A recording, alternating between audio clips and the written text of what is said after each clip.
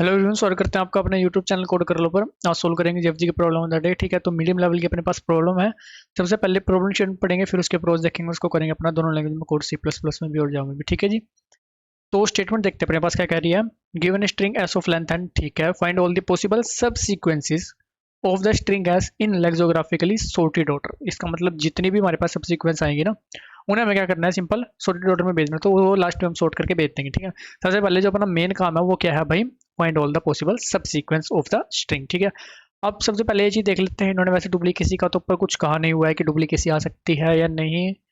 ए के केस में हाँ भाई, ए दो बार आ सकता है, डुप्लीकेसी आ सकते हैं, मतलब कोई हमें दिक्कत वाली बात नहीं है। कोई अपना क्या कह सकते हैं, सेट वगैरह या अनऑर्डर मैप वगैरह अपने को यूज़ करने की आवश्यकता नहीं है। ठीक है, तो डुप्लीकेशन में कोई दिक्कत नहीं है। सिंपल अपना वेक्टर ऑफ स्ट्रिंग बना के या जावा में जो भी लिस्ट का होगा वो रिटर्न कर देंगे। ठीक है, तो सबसे पहले क्या करते हैं, इस वाले एग्जांपल को ना व्हाइट बोर्ड पे लेके चलते हैं और समझते हैं कि भाई हाँ किस तरह से हम सारी सीक्वेंस निकाल सकते हैं, फिर उसको आकर करेंगे कोड। ठीक है, तो व्हाइट बोर्ड की तरफ चलते हैं अपना। अभी देखो जी, हमारे पास ए बी सी ये स्ट्रिंग गिवन है। ठीक है, अब सब सीक्वेंस निकालनी है हमें। सब सीक्वेंस का मतलब कि आप किसी भी पर्टिकुलर, जैसे आपने ए को पिक करा तो उससे अगले को आप ले भी सकते हो, नहीं भी। ठीक है, मतलब किसी एक पर्टिकुलर आप जो कैरेक्टर है उसको ले भी सकते हो, नहीं भी, आप बीच में से स्किप कर सकते हो। ए सी एक सब सीक्वेंस होगी। अगर सब स्ट्रिंग की बात होती तो ए सी एक सब स्ट्रिंग नहीं होती। ठीक है, ये सिंपल अपना मेन डिफरेंस होता है सब सीक्वेंस और सब स्ट्रिंग के अंदर, कि आप सब सीक्वेंस में बीच का कैरेक्टर कोई भी छोड़ सकते हो। ठीक है, कोई भी कॉम्बिनेशन आप उठा सकते हो, लेकिन सब स्ट्रिंग में ऐसा नहीं कर सकते। वो अपना कॉन्टिन्यूस मैनर में होना चाहिए। ठीक है, चलो जी, हमें पता चला कि भाई हाँ हमें सब सीक्वेंस निकालनी है। सबसे पहले टोटल नंबर ऑफ सब सीक्वेंस एक स्ट्रिंग की कितनी होती है, वो होती है 2 रेज़ टू पावर n। ठीक है, वेयर n क्या है, लेंथ ऑफ द स्ट्रिंग। तो 2 raise to power n 2 raise to power 3 is equal to 8। इसका मतलब इसकी 8 सब सीक्वेंस बनने वाली है। ठीक है, अब वो सब सीक्वेंस कैसे बनेंगे, अब देखो कोई भी करेक्टर है, मैंने आपको क्या कहा, किसी भी करेक्टर के लिए आपके पास दो ऑप्शन होंगे, आप उसको लोगे, आप उसको छोड़ोगे। मैं कहता हूँ कि मैं ए को लेता हूँ और ए को छोड़ता हूँ, बिल्कुल सिंपल। आपने ए को लिया और आपने ए को छोड़ दिया। जब ए को छोड़ोगे तो कोई स्ट्रिंग अभी तक नहीं बनी। ठीक है, आगे आप आओगे बी पर। ठीक है, आपके पास ऑप्शन क्या होगा, एक आपके पास ऑप्शन होगा, इसमें भी आप बी पर आओगे।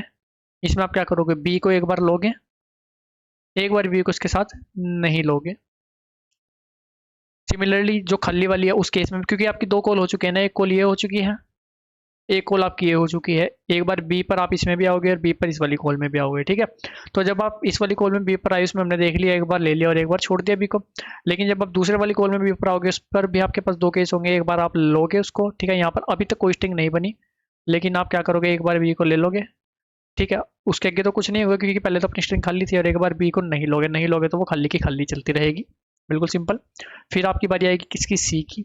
सी भी आप हर एक केस में आओगे, इस पर भी, इस पर भी, इस पर भी और इस पर भी, सब में सी पर आओगे। जब इस पर सी में आओगे तो आपके पास क्या होगा, एक बार आप ले लोगे सी को, एक बार आप सी को छोड़ दोगे।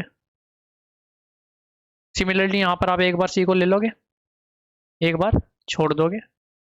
सिमिलरली आप एक बार आप सी को ले लोगे, एक बार छोड़ दोगे।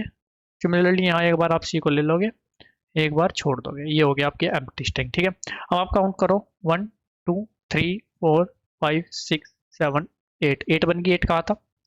ठीक है, अब 8 बन गई, लेकिन जो खाली वाली है उसको हमें नहीं लेना। इसका मतलब 2 रेज़ टू पावर n-1 हमारी जो है टोटल सब स्ट्रिंग्स जो सब सीक्वेंस जो आ रही होगी वो बनकर आ रही होगी। ठीक है, अब आप चेक करो, हमारे पास A B C single single आई है सारी। ठीक है, यहाँ पर चेक करो, A B C single single है सब।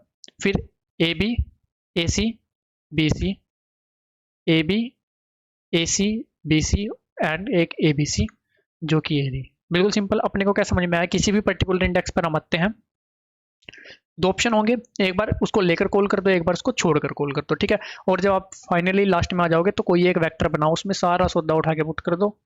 ठीक है, एम्प्टी वाली का पुट मत करना, लेंथ चेक कर लेना, अगर लेंथ 0 है तो मत पुट करना, वरना पुट कर देना। ठीक है, बाकी लास्ट में उठा के सबको सॉर्ट फंक्शन लगाना, सबको सॉर्ट करना और रिटर्न कर देना। बिल्कुल ये सिंपल सा काम हम कर रहे होंगे।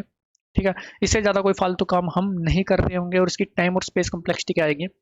अब देखो, अपनी टोटल नंबर ऑफ सब सीक्वेंस निकल रही है, तो उतनी ही अपनी रिकर्सिव कॉल हो रही होगी, तो टाइम कॉम्प्लेक्सिटी कितनी आएगी इसकी।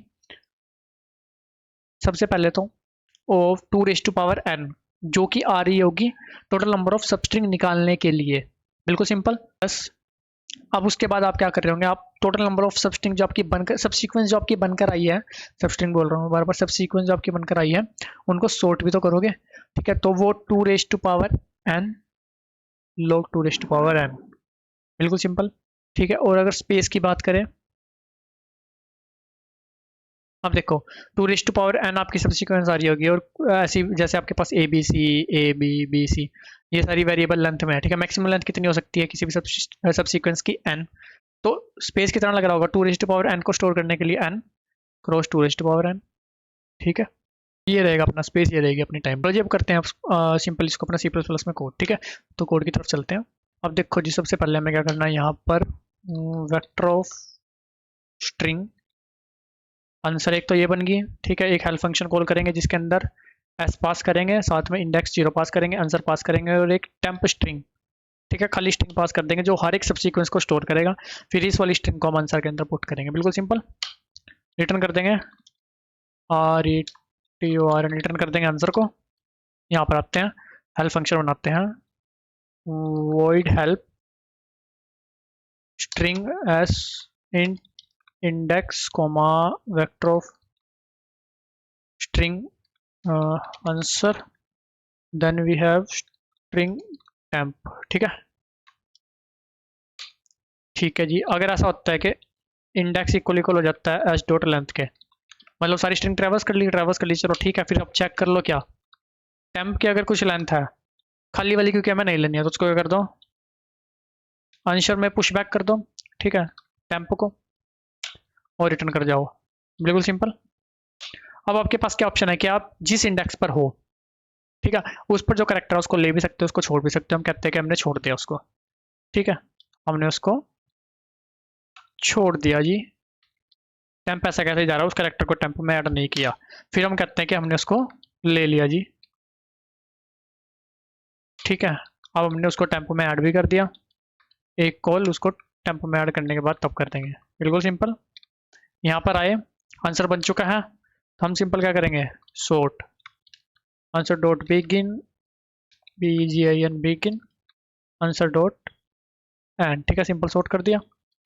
एक बार इसको चला कर देखते हैं, सही चलना चाहिए वैसे तो, कुछ हो सकता है कुछ ऊपर नीचे लिख दिया हो, ठीक है।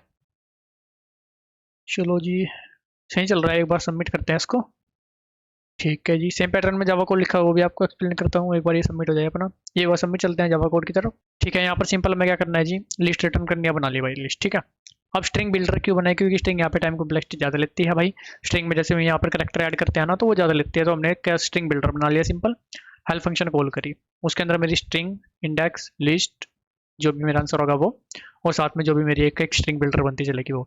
जैसे मैं लास्ट पर आऊँगा मैं चेक करूँगा स्ट्रिंग बिल्डर की अगर कुछ लेंथ है तो उसको in the form of string convert करके आंसर में ऐड कर दिया, बिल्कुल सिंपल, रिटर्न करके। वरना क्या करा, एक बार अपना उसको स्किप कर दिया उस करेक्टर को, फिर उस करेक्टर को ले लिया, ठीक है, फिर लेके कॉल कर दी। अब आप कहोगे कि वहाँ पर तो आपने ये नीचे वाली लाइन लिखी थी C++ में, लेकिन यहाँ पर क्यों लिखी, क्योंकि यहाँ पर जो स्ट्रिंग बिल्डर है अपना वो बाय रेफरेंस आ रहा है, ठीक है। स्ट्रिंग बिल्डर बाय रेफरेंस आ रहा है, तो अगर आप कोई करेक्टर ऐड कर रहे हो ताकि वो जिस कॉल में हमें उसको नहीं भेजना उसमें इफेक्ट ना करे, तो जिस कॉल में आपने इसको ऐड किया है ना, वो इस कॉल के लिए ऐड किया है, जैसे ये कॉल खत्म होएगी तो साथ के साथ रिमूव कर दो भाई, उस कॉल का काम हो चुका है, ठीक है। तो हमने साथ के साथ उसको क्या करा भाई, अपना रिमूव भी कर दिया। तो सिंपल अपना ये काम करा जी। यहाँ पर एक बार इसको भी क्या करता हूँ, आपको रन एंड सबमिट करके दिखा देता हूँ, ठीक है, सीधा सबमिट ही कर लेते हैं, कोई दिक्कत वाली बात नहीं है। और गाइस दोनों कोड का लिंक आपको डिस्क्रिप्शन में मिल जाएगा, अपने लिंक्डइन और इंस्टाग्राम का लिंक भी मिल रहा होगा, चाहो तो वहाँ जाकर भी कनेक्ट कर सकते हो, और वीडियो चलेगी तो लाइक सब्सक्राइब भी कर सकते हो। मिलते हैं आपसे अपने के लिए वीडियो में, तब तक के लिए धन्यवाद।